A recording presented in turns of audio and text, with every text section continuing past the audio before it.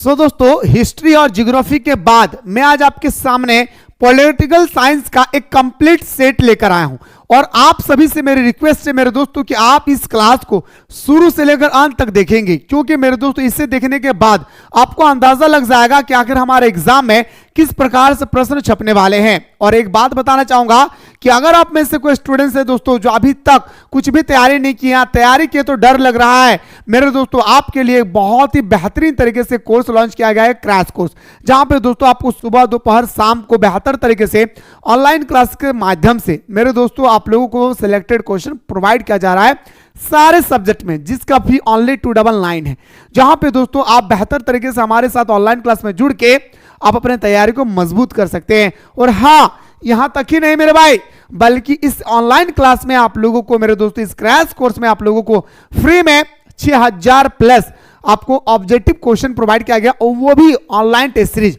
झारखंड के सारे स्टूडेंट्स इस टेस्ट को लगा रहे हैं, तो आप किस लिए देरी कर रहे हैं? टेस्ट लगाइए और 30 मार्क्स का जो ऑब्जेक्टिव पेपर में क्वेश्चन आएगी उसे 30 में 30 कंफर्म कीजिए। फ्री में आपको यहां पे 6000 क्वेश्चन प्रोवाइड किया गया भाई, तो बिना देर किए इस कोर्स को ज्वाइन करें। ज्वाइन करने में कोई दिक्कत होगी, नीचे नंबर स्क्रॉल हो रहा है, इस नंबर पे आप लोग व्हाट्सएप कीजिएगा, हमारी टीम आपको रिप्लाई करेगी। आइए सर, मैं आपको सबसे पहले दोस्तों बताना चाहूंगा आपका वेरी शॉर्ट क्वेश्चन की ओर, फिर मैं आप लोगों को लेके चलूंगा दोस्तों शॉर्ट क्वेश्चन, फिर आपको ऑब्जेक्टिव बताऊंगा, फिर आपको डिस्कस करवाऊंगा लॉन्ग क्वेश्चन। देखिए दोस्तों, एकदम साधारण भाषा में समझने की प्रयास की जाए, एकदम साधारण भाषा में आपसे पूछा गया कि what do you understand by cold war, यानी शीत युद्ध से आप क्या समझते हैं।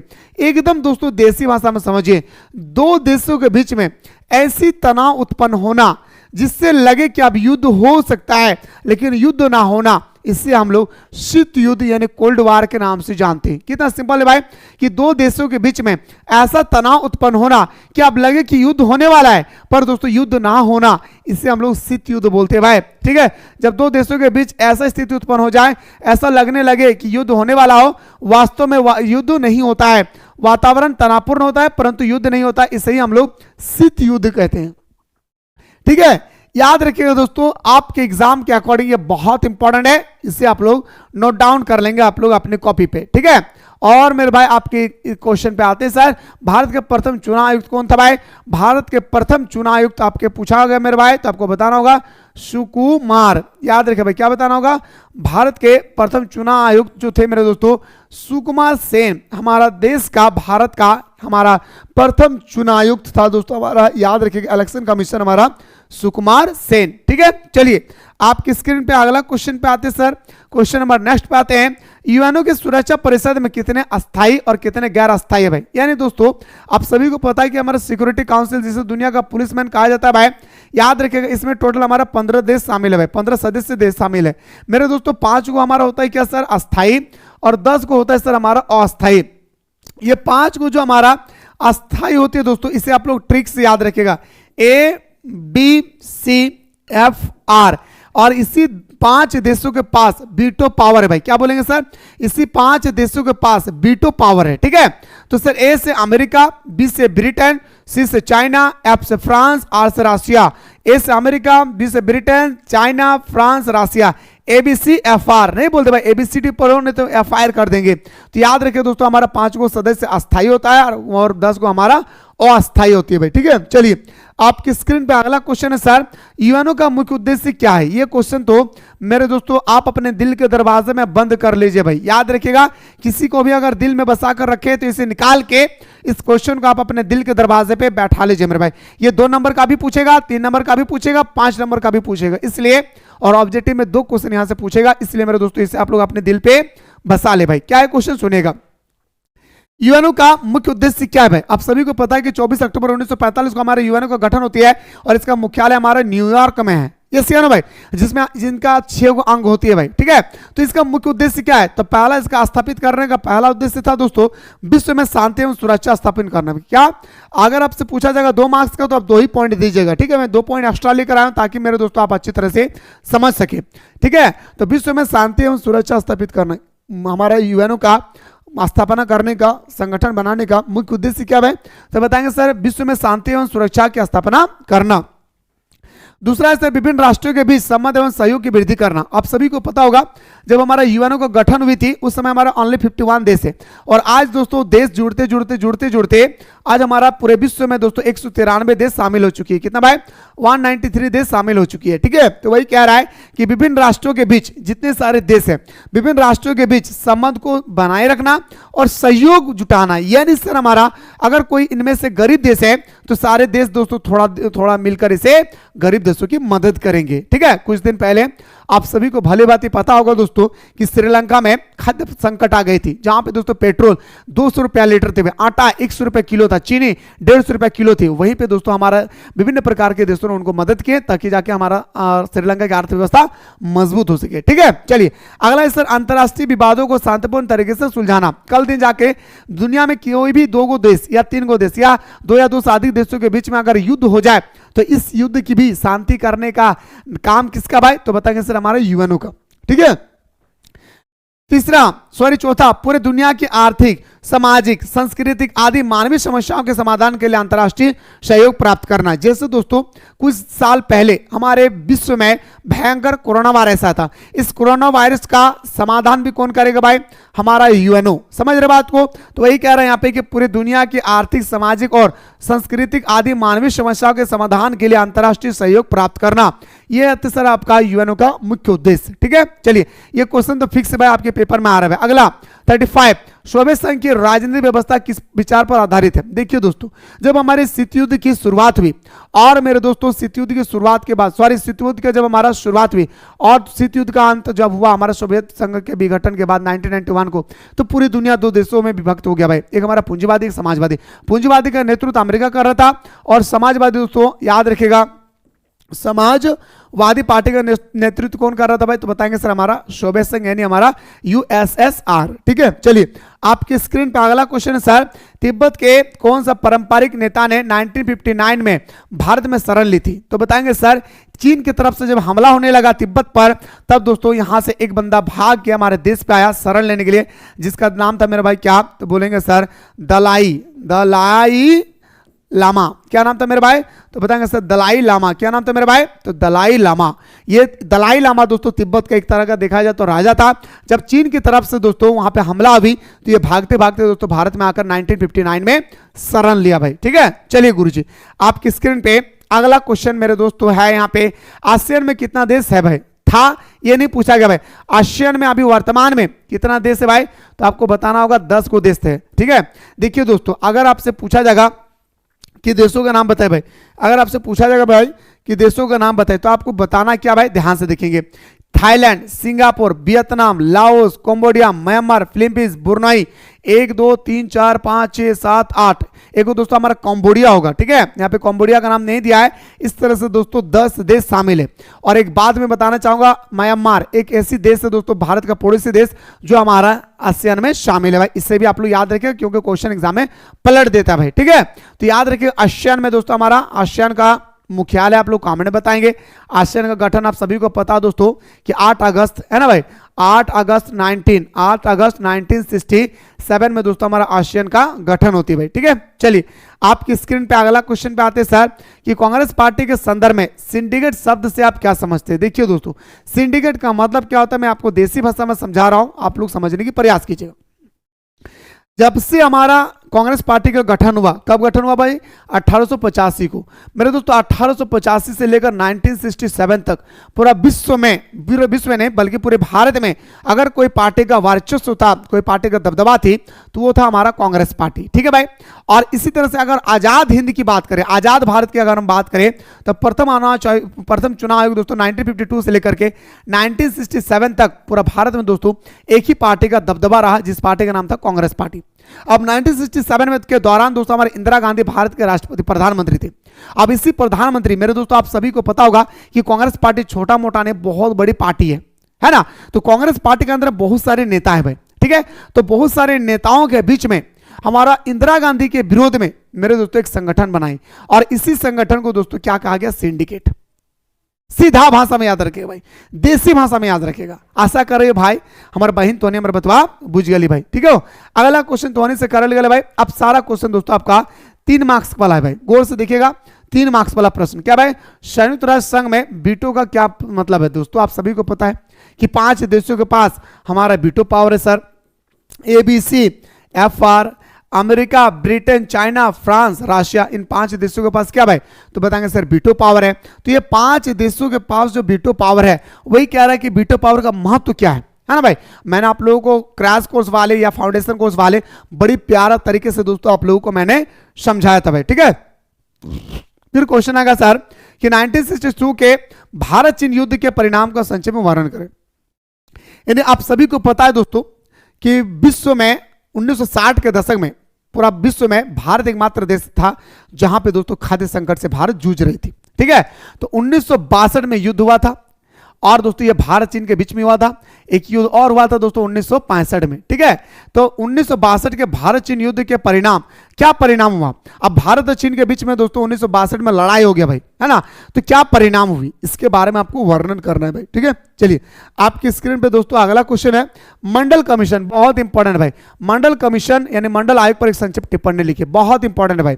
सह आयोग और मंडल कमीशन बहुत इंपॉर्टेंट है। सह आयोग और मंडल कमीशन दोनों दोस्तों बहुत ही इंपॉर्टेंट है। जैसे दोस्तों ताशकंद समझौता, शिमला समझौता इंपॉर्टेंट है, ठीक इसी तरह से मंडल कमीशन और सह आयोग मेरे दोस्तों क्या भाई, इंपॉर्टेंट है। राज्य के भाषाई पुनर्गठन से क्या लाभ है भाई, ठीक है। आप सभी को पता है दोस्तों 1953 में हमारे भाषाई आधार पर गठित होने वाला भारत का एकमात्र राज्य था आंध्र प्रदेश, जो तेलुगु भाषा में इसका गठन किया गया था। उस समय हमारे देश का न्यायमूर्ति था दोस्तों फजल अली। खैर 3 मार्क्स वाला क्वेश्चन को दोस्तों अभी हम लोग डिस्कस करेंगे एक एक करके, लेकिन दोस्तों मैं चाहता हूं कि सबसे पहले दोस्तों आप लोग ऑब्जेक्टिव क्वेश्चन की ओर ध्यान दें, ठीक है। चलिए आपकी स्क्रीन पे पहला ऑब्जेक्टिव क्वेश्चन है, फिर हम लोग लॉन्ग क्वेश्चन की ओर चलेंगे। क्वेश्चन है सर कि in which your state the reorganisation commission was the setup in India, यानी भारत में राज्य पुनर्गठन आयोग की स्थापना किस वर्ष हुई थी? तो बताएंगे सर 1953 में देश के अंदर में पहली बार दोस्तों भाषाई आधार पर गठित होने वाला हमारा एकमात्र राज्य था आंध्र प्रदेश। कौन था भाई? हमारा आंध्र प्रदेश, ठीक है। चलिए आपकी स्क्रीन पे अगला क्वेश्चन है सर, क्वेश्चन का लेवल देखिए और आपके एग्जाम में दोस्तों इसी लेवल का प्रश्न होगी, ना तो लो होगा और ना ही कोई और टफ लेवल का होगा। क्वेश्चन का लेवल ऐसा ही होगा भाई, घबराना नहीं है, ठीक है। देखिए इनमें से कौन सा सोवियत संघ के विघटन का परिणाम नहीं है? देखिए दोस्तों आप सभी को पता है कि 1991 में हमारा सोवियत संघ का विघटन हो जाता है भाई। 1991 में हमारा सोवियत संघ का विघटन हो जाती है। तो वही आपसे कह रहा है कि आखिर क्या परिणाम नहीं है भाई, क्या परिणाम है? सबसे पहले इससे आप लोग ढूंढने के प्रयास कीजिए। अमेरिका और सोवियत संघ के बीच का वैचारिक युद्ध अंत हो गया, बिल्कुल भाई अंत हो गया था। स्वतंत्र राज्यों के राष्ट्रकुल जन्म हुआ, बिल्कुल भाई। शक्ति संतुलन में बदलाव हुआ, बिल्कुल हाँ। मध्य पूर्वी संकट, नहीं भाई कोई संकट नहीं आया था भाई। क्या बोलेंगे सर? हमारा कोई भी संकट नहीं आई थी। इस प्रकार हम बोल सकते हैं सर कि ऑप्शन नंबर हमारा डी इसका राइट आंसर हो जाएगा। चलिए गुरुजी आपकी स्क्रीन पर अगला है सर कि इनमें से किस क्षेत्र में अमेरिका वर्चस्व देखा जा सकता है? अमेरिका वर्चस्व का कारण क्या है? उनके पास बहुत ज्यादा शक्ति है। सैनिक के मामले में बात करें या दोस्तों पैसा के मामले में आर्थिक शक्ति बहुत ज्यादा है, सांस्कृतिक शक्ति भी है सर। यानी ऑप्शन नंबर हमारा क्या जाएगा सर? ऑप्शन नंबर आपका डी इसका राइट आंसर होगा। आपकी स्क्रीन पर अगला क्वेश्चन है सर, नीति आयोग ने भारत सरकार के किस संगठन का स्थान दिया? देखिए दोस्तों हमारा मोदी जैसे ही दोस्तों देश का प्रधानमंत्री बना और 1 जनवरी, जी हां रसगुल्ला, 1 जनवरी, प्यारे सुनिएगा, 1 जनवरी 2015 को मोदी सरकार ने योजना आयोग का नाम को बदल के इसे बना दिया क्या भाई? नीति आयोग। क्या बोलेंगे सर?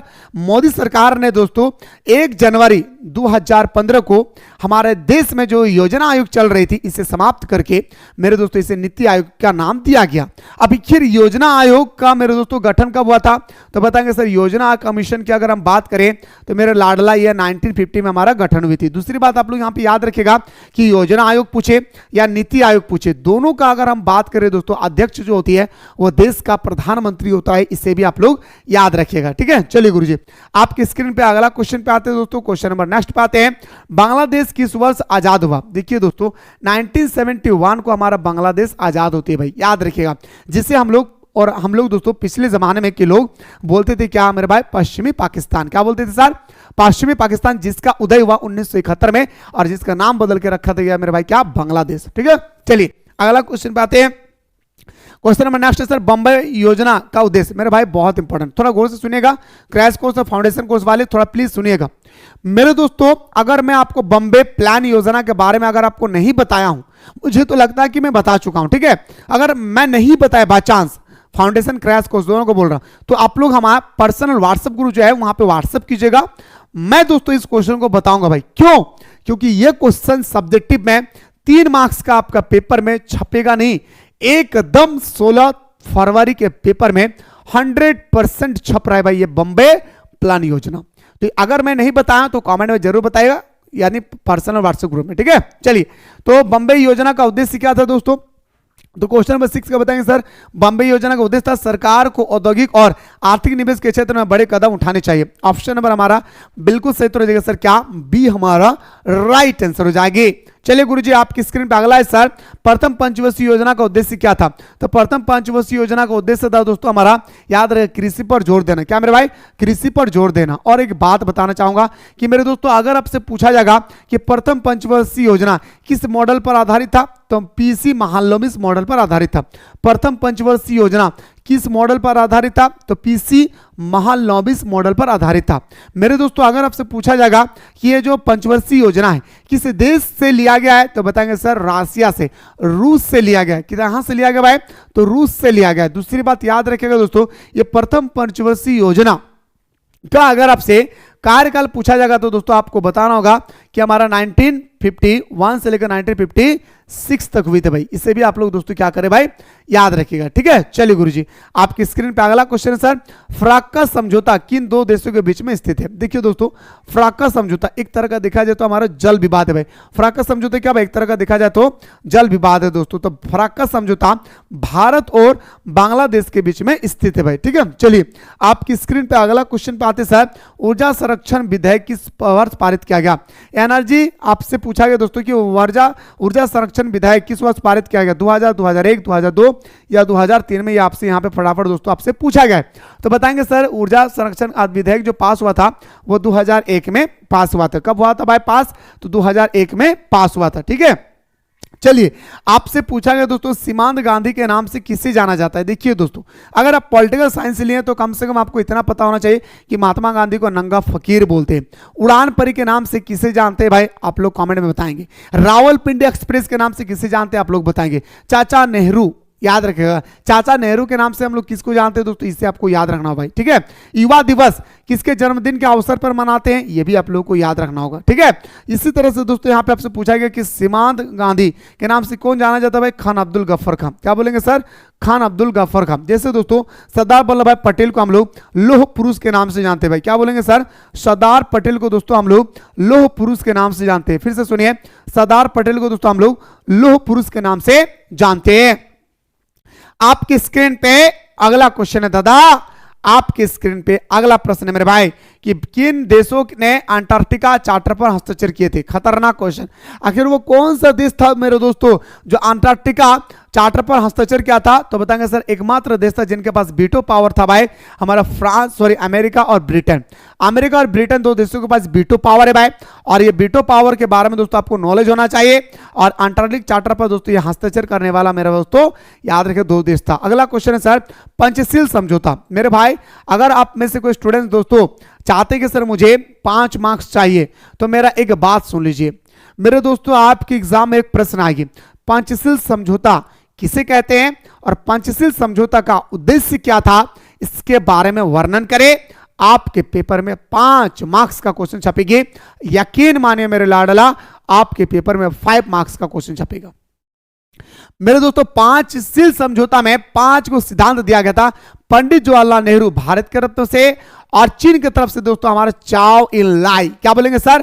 चाओ इन लाई के बीच में दोस्तों हमारा 1954 में दोस्तों हमारा एक समझौता होती है। भारत के प्रधानमंत्री पंडित जवाहरलाल नेहरू और चीन के प्रधानमंत्री चाओ इन लाई के बीच में एक समझौता होती है, और इस समझौता में 5 सिद्धांत रखा गया, और इसी 5 सिद्धांत को हम लोग पंचशील समझौता के नाम से जानते हैं। आपके पेपर में 100% आपके एग्जाम में क्वेश्चन पूछा जाएगा भाई। चलिए गुरुजी, आपकी स्क्रीन पे अगला क्वेश्चन पे आते सर, वैश्वीकरण के संदर्भ में प्रवाह शब्द का क्या अर्थ है भाई? प्रवाह का मतलब होता है दोस्तों फ्लो, यानी बह जाना। जैसे दोस्तों अक्सर हम लोग बहते हुए नदी को देखते भाई, ठीक है। तो वैश्वीकरण के संदर्भ में प्रवाह का क्या अर्थ है? अगर आप में से कोई स्टूडेंट्स चाहते कि सर मुझे 5 मार्क्स चाहिए, तो मेरे एक बात को सुनिएगा। पहला, वैश्वीकरण किसे कहते हैं? वैश्वीकरण के सकारात्मक और वैश्वीकरण के नकारात्मक पहलू के बारे में वर्णन करें। यह क्वेश्चन आपके पेपर में 100% छपेगी। क्या कह रहा भाई कि वैश्वीकरण किसे कहते हैं और वैश्वीकरण के सकारात्मक और नकारात्मक पहलुओं के बारे में वर्णन करें, यानी वैश्वीकरण का लाभ और नुकसान के बारे में डिटेल्स में वर्णन करें। ठीक है, चलिए सर। तो वैश्वीकरण के संदर्भ में प्रवास शब्द का अर्थ होता है विश्व के एक भाग से दूसरे भाग तक विचारों का संचालन होना, एक स्थान से दूसरे स्थान तक पूंजी का आवागमन होना, विभिन्न देशों के बीच में मेरे दोस्तों हमारा माल का आवाजाही होना। यानी सर हमारा ऑप्शन नंबर क्या हो जाएगा सर? ऑप्शन नंबर मेरे दोस्तों डी इसका राइट आंसर हो जाएगा। चलिए दोस्तों, मां तेरे पसीने की हर एक बूंद को मैं मोती से चमकाऊंगा, मां तेरे पसीने की हर एक बूंद को मैं मोती से चमकाऊंगा, मां तू सपने बड़े देखना, मैं तेरा लाडला मैं तेरा लाडली पूरा करके दिखलाऊंगा। याद रखेगा दोस्तों, इतना मेहनत करना है मेरे भाई कि रिजल्ट के दिन में आपका माता पिता का सर ऊंचा होना चाहिए, नहीं तो कम मार्क्स लाएंगे तो मेरे दोस्तों आपका माता पिता को लोग ताना लगाएंगे, आपको तो लगाएंगे ही, आपका माता पिता को लोग ताना लगाएंगे, अरे भाई देखो इसके बेटा इतना मार्क्स लाया है, अरे 60% लाया है, अरे मेरा बेटा 92%, अरे मेरा बेटा पता है 98%, अरे मेरे पता है 80% मार्क्स लाया इसका बेटा, अरे फलाना का बेटा पता है कितना लाया है 56% लाया है। ताना लगाएंगे मेरे भाई। आपका इस कागज के टुकड़े से बेशक भविष्य तय नहीं हो सकती है मेरे लाडला, लेकिन आपके इस कागज के अंदर में इतनी पावर होती है मेरे लोडलो। याद रखेगा कि आपका घर का खिला हुआ चेहरा मुरझा सकते हैं या मुरझाए हुए चेहरे को आप खिला सकते हैं, निर्भर आप पर करती है दोस्तों। आपको क्या करना है कमेंट में बताइएगा। ठीक है, आइए 1965 के युद्ध की समाप्ति पर भारत और पाकिस्तान के बीच की समझौता पर हस्ताक्षर हुई थी। तो दोस्तों आप सभी को पता है कि 1962 में हमारा चीन का युद्ध होती है दोस्तों, भारत और चीन का। और याद रखिए दोस्तों 1965 में, ठीक इसके 3 साल के बाद एक भयंकर लड़ाई होती है भारत और पाकिस्तान के बीच में। ठीक है, तो आपसे कह रहा है दोस्तों कि 1965 में जो हमारा लड़ाई हुई थी दोस्तों, इसमें एक समझौता हुआ था, उस समझौते का नाम था मेरे भाई क्या? ताशकंद समझौता, लाल बहादुर शास्त्री। याद रखिए दोस्तों, ताशकंद समझौता, लाल बहादुर शास्त्री का नाम याद रखिएगा। आपकी स्क्रीन पर अगला क्वेश्चन सर, कोई भी राष्ट्र अपनी विदेश नीति को ध्यान में रखकर बनाता है, भाई याद रखिएगा, कोई भी राष्ट्र अपने विदेश नीति को ध्यान में रखकर बनाता है दोस्तों। क्या ध्यान रखता है?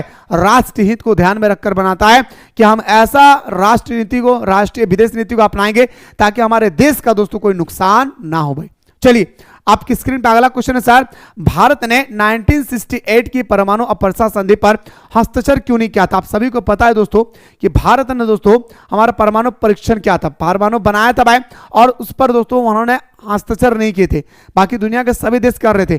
तो इसलिए नहीं किया था दोस्तों क्योंकि भारत का मानना था कि इसे भेदभावपूर्ण मानते भाई। क्या भाई?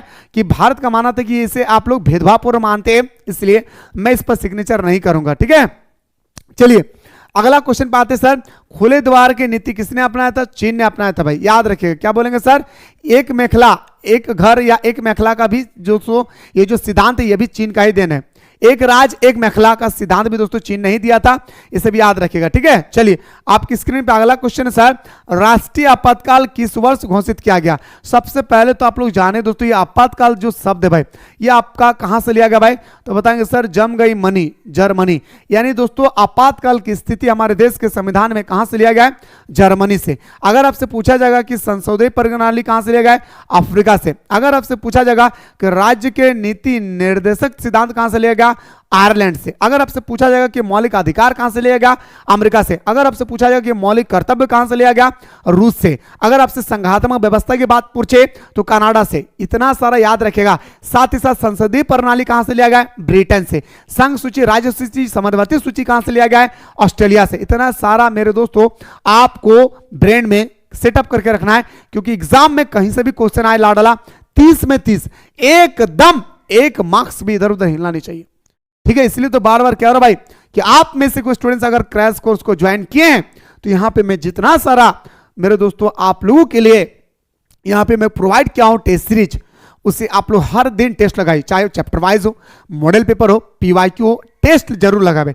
टेस्ट लगाएंगे तो दोस्तों आपका जो तैयारी है और इंप्रूव होगी। ठीक है, और आप में से कोई स्टूडेंट्स दोस्तों अभी तक ज्वाइन नहीं किए हैं तो अभी भी आपके पास मौका है दोस्तों, फटाफट जाएं प्ले स्टोर से मिसाइल क्लासेस के आपको डाउनलोड करें और इस कोर्स को फटाफट जा करके दोस्तों ज्वाइन करके हमारे साथ सुबह दोपहर शाम को बेहतर तरीके से जुड़ सकते हैं भाई। चलिए गुरुजी, बात कर रहे थे सर आपातकाल। देखिए दोस्तों, आपातकाल 3 तरह का होता है सर, याद रखे भाई।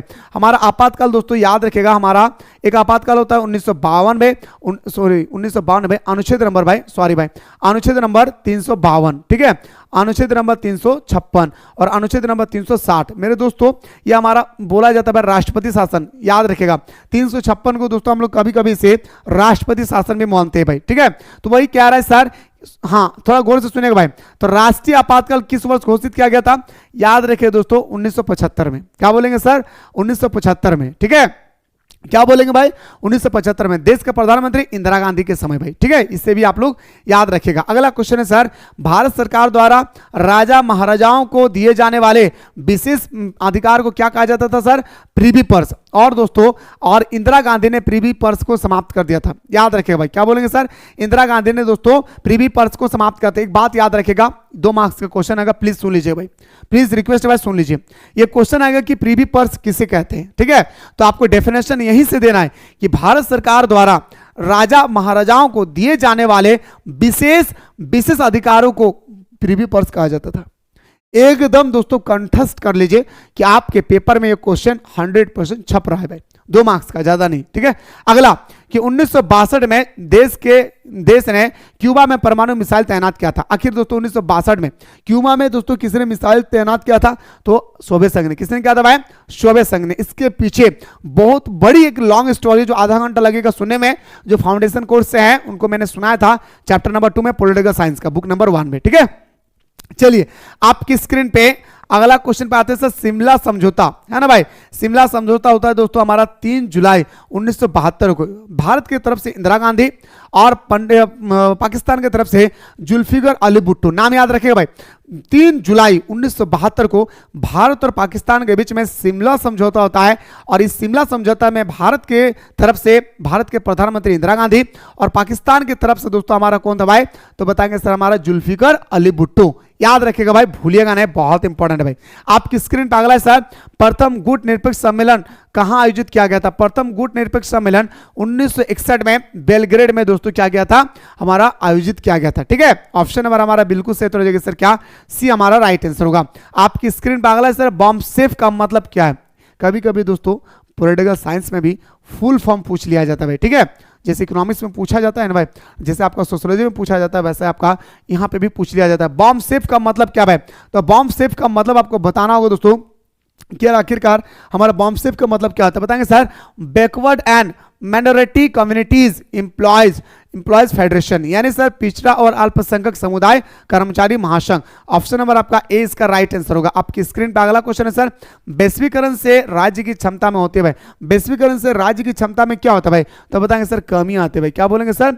राज्य की क्षमता में क्या होता है भाई? कमी आती है ना। चलिए आपकी स्क्रीन पे अगला क्वेश्चन है सर कि मणिपुर के उस राजा का नाम बताइए जिसने भारत सरकार के साथ भारतीय संघ में विलय के दस्तावेज पर हस्ताक्षर किए थे। यह भी क्वेश्चन बहुत ही प्यारा सा भाई। तो बताएंगे सर महाराजा बोधचंद्र सिंह, बोधचंद्र सिंह। ऑप्शन नंबर हमारा क्या हो जाएगा सर? बी इसका राइट आंसर होगा। जैसे दोस्तों हमारा जम्मू कश्मीर का राजा का नाम था राजा हरि सिंह, ठीक इसी तरह से मणिपुर के राजा का नाम था भाई क्या? महाराजा बोधचंद्र सिंह, ठीक है। चलिए आपकी स्क्रीन पर अगला क्वेश्चन है सर, पृथ्वी के वायुमंडल में मौजूद कौन सी गैस लगातार कम हो रही है भाई? आपको बताना होगा दोस्तों आज हमारी धरती पे कौन सी गैस है जो लगातार कमी आ रही है भाई? तो ओजोन परत दोस्तों दिन प्रतिदिन दोस्तों क्या आ रही है भाई? कमी आ रही है। समझ रहे बात को?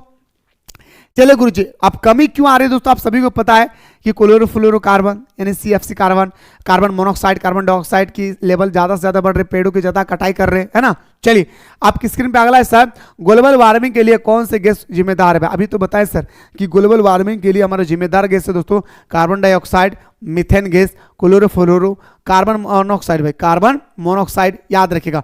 ऑप्शन नंबर क्या हो जाएगा सर? ऑप्शन नंबर आपका डी इसका बिल्कुल सही उत्तर हो जाएगी, ठीक है। चलिए आपकी स्क्रीन पे अगला क्वेश्चन है सर कि कांग्रेस का नागपुर अधिवेशन किस वर्ष आयोजित किया गया था? और मैं आपको बताना चाहूंगा दोस्तों कांग्रेस पार्टी से जितने सारे प्रश्न हैं, सारे प्रश्नों को दोस्तों आप लोग याद कर लीजिएगा, ठीक है। तो बताएंगे सर नागपुर अधिवेशन 1920 को हुआ था। कब हुआ था भाई? नागपुर अधिवेशन 1920 को हुआ था, ठीक है। चलिए गुरुजी आपकी स्क्रीन पे अगला क्वेश्चन है सर, पहला अंतरराष्ट्रीय पृथ्वी शिखर सम्मेलन कब आयोजित किया गया था? 1992 में स्टॉकहोम में। कहां पे मेरे भाई? तो पहला पृथ्वी शिखर सम्मेलन आयोजित किया गया था 1992 में स्टॉकहोम में। कहां पे? स्टॉकहोम पे, इससे भी आप लोग याद रखेगा भाई, ठीक है। चलिए दोस्तों, आपके स्क्रीन पर अगला क्वेश्चन है सर कि लीग ऑफ नेशन का उत्तराधिकारी का संगठन कौन था भाई? League of nation. तो लीग ऑफ नेशन का दोस्तों हमारा यूएनओ। क्या बोलेंगे सर? League of nation. याद रखिए दोस्तों, क्या बोलेंगे सर? लीग ऑफ नेशन का उत्तराधिकारी कौन सा संगठन था? अब ध्यान से देखेंगे। अब यहीं पे दोस्तों एक बात बता रहा, प्लीज सुन के जाइएगा। अभी जो हम लोग पढ़ रहे बार बार यूनाइटेड नेशन ऑफ ऑर्गेनाइजेशन, इसका पुराना नाम था दोस्तों, याद रखेगा, इसका पुराना नाम तो दोस्तों आपका क्या? League of nation. क्या मेरे भाई? लीग ऑफ नेशन, यानी LON।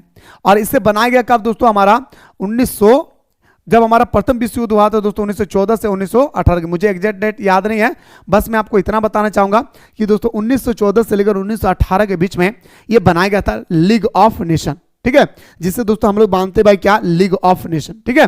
तो इस लीग ऑफ नेशन में कहा गया था कि हम लोग एक संगठन बनाते हैं, इस संगठन के दौरान कोई भी देश एक दूसरे पर हमला नहीं करेंगे, क्योंकि प्रथम विश्व युद्ध में बहुत भारी मात्रा में युद्ध हुई थी और विश्व युद्ध में दोस्तों खतरनाक हमारा पूरे विश्व का हानि हुआ था। इसी हानि को रोकने के लिए, इसी युद्ध को रोकने के लिए, जीवन में कभी भी ऐसा युद्ध ना हो, इसके लिए दोस्तों LON का स्थापना किया गया था, लीग ऑफ नेशन का, ठीक है। लेकिन दोस्तों फिर से जब हमारा द्वितीय विश्व युद्ध की शुरुआत हो जाती है भाई, अब दोस्तों कहा गया था कि कभी भी प्रथम विश्व युद्ध जैसा कभी युद्ध नहीं होगा, फिर भी दोस्तों हमारा 1939 में दोस्तों द्वितीय विश्व युद्ध की शुरुआत हो जाती है। अब इस शुरुआत के दौरान मेरे दोस्तों जैसे ही द्वितीय विश्व युद्ध की अंत होती है, उसमें कहा जाता है कि इसका नाम बदलो भाई, ये काम नहीं है भाई, कोई काम का नहीं, इसका नाम बदलो। तो कहा गया भाई ठीक है, इसका नाम बदल के क्या रखा जाएगा? तो कहा ठीक है भाई, इसका नाम बदल के रखा जाएगा, बस कुछ नहीं करना, इसको यहाँ पे कर दो, इसका लास्ट में कर दो और यहाँ पे यूनाइटेड लगा दो, united nation of organisation. United का मतलब होता है संयुक्त। तो आई होप दोस्तों कि आपको इसके बारे में दोस्तों पूरा डिटेल्स में एक्चुअली फाउंडेशन कोर्स में समझाया हूं। अभी समझने का समय नहीं है, आप लोगों को समझाने का समय नहीं, अभी सिर्फ और सिर्फ आपको क्वेश्चन देखना है भाई, ठीक है। तो ये था सर आपका 30 क्वेश्चन, ठीक है। अब मैं आपको लेकर चलता दोस्तों आपका लॉन्ग क्वेश्चन को, लेकिन दोस्तों अभी मेरा टाइमिंग हो गया है क्लास का। अगर आप लोग लॉन्ग क्वेश्चन भी देखना चाहते हैं तो कॉमेंट सेक्शन में कॉमेंट करेंगे, मैं आप लोगों तक दोस्तों बताने की पूरी प्रयास करूंगा। मुलाकात करते हैं दोस्तों नेक्स्ट वीडियो में। शुरू से लेकर अंत तक देखने के बाद कैसा फील हुआ है कॉमेंट सेक्शन में जरूर बताएं।